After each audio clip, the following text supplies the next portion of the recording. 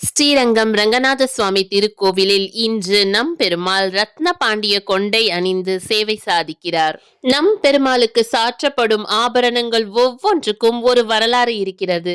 அந்த வகையில் ரத்ன பாண்டிய கொண்டையின் வரலாறை இன்று பார்க்கலாம்.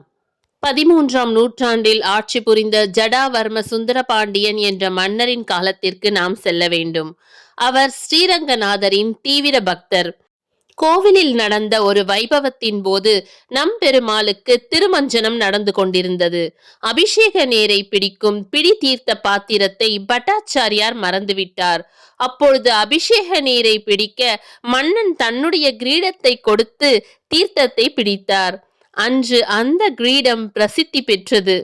உடனே இறைவனுக்கு அது போன்ற ஒரு கிரீடம் செய்ய ஆசைப்பட்ட மன்னர் தங்கம், வைரம், நவரத்ன கற்களால் செய்த கிரீடம் மன்னனின் ஞாபகார்த்தமாக நவரத்ன பாண்டியன் கொண்டை என்று அழைக்கப்பட்டது. சில நூற்றாண்டுகளுக்கு பிறகு ஆந்திர மாநிலம் அல்லூரு என்ற ஊரை சேர்ந்த வெங்கடாத்ரி என்று அழைக்கப்படும் தீவிர பெருமாள் பக்தர் ஒருவர் இருந்தார். அவர் கனவில் வந்த நம் பெருமாள், நீங்கள்தான் இந்த நவரத்ன பாண்டியன் கொண்டையை பராமரிக்க வேண்டும் என்றார். இதற்கு உண்டான பச்சைக்கல் வடநாட்டு வியாபாரியிடம் உள்ளது என்று தெரிய வந்தது. அவர் வடநாட்டுக்கு சென்று விவரத்தை சொன்னவுடன் வியாபாரி ஆச்சரித்து விட்டார். ஏனென்றால் அவர் தந்தை ஒரு பச்சை கல்லை கொடுத்து பாதுகாக்க சொன்னது அவருக்கு தெய்வாதீனமாக தோன்றியது.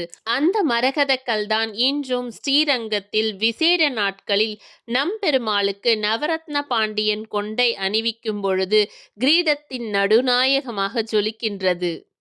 இத்தகைய சிறப்பு வாய்ந்த நவரத்ன பாண்டிய கொண்டை அணிந்து நம் பெருமாள் இன்று சேவை சாதிக்கிறார். நாமும் இச்சேவையில் இணைந்து எம்பெருமானின் அருளை பெறலாம்.